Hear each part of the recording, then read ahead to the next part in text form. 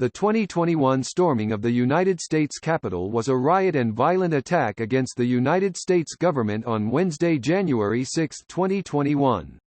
Incited by U.S. President Donald Trump in an attempt to overturn his defeat in the 2020 presidential election, thousands of his supporters marched down Pennsylvania Avenue before many stormed the United States Capitol in an effort to disrupt the Electoral College vote count during a joint session of Congress to formalize President-elect Joe Biden's election victory.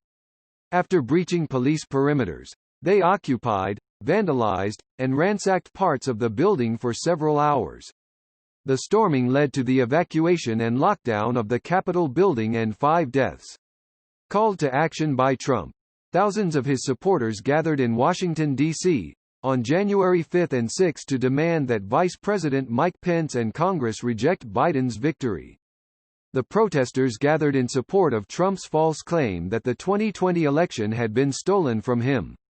Protesters assembled on the ellipse for the Save America March on the morning of January 6 where Trump, Donald Trump Jr., Rudy Giuliani, and several members of Congress addressed the crowd. Trump told his supporters to fight like hell to take back our country, and encouraged them to march over to the Capitol. Giuliani called for trial by combat and Trump Jr. threatened even Republicans he accused were refusing to exercise non-existent constitutional powers to overturn his father's election, targeting Vice President Mike Pence in particular, by saying "We're coming for you," having called for total war and other similar remarks in the weeks leading up to the riots. After marching to the Capitol building, some protesters became violent, assaulting United States Capitol police officers, erecting gallows on the Capitol grounds, assaulting reporters, threatening to execute the vice president and chanting "Hang Mike Pence," then attempting to locate and take hostage and harm lawmakers including House Speaker Nancy Pelosi and Vice President Mike Pence, the latter for refusing to invalidate the electoral outcome Trump falsely asserted Pence had the power to invalidate. As the rioters entered the Capitol by breaking through windows and doors, Capitol security evacuated the Senate and House of Representatives chambers. Several buildings in the Capitol complex were evacuated, and all of them were locked down.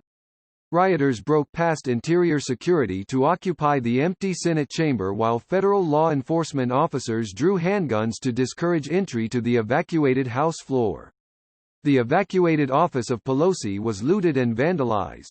Improvised explosive devices were found on the Capitol grounds during the riots. Explosives were also found at offices for both the Democratic National Committee and Republican National Committee, and in a nearby vehicle. 5 people, including a Capitol police officer, died from the events and dozens more were injured. Trump initially resisted sending the District of Columbia National Guard to quell the mob, and eventually posted a video on his Twitter account praising the rioters as great patriots but telling them to go home in peace while repeating his false claims of election fraud. The crowd was dispersed from the U.S. Capitol later that evening. The counting of the electoral votes resumed that night and was completed in the early morning hours the next day, with Pence declaring Biden and Vice President-elect Kamala Harris the victors and affirming that they will assume office on January 20.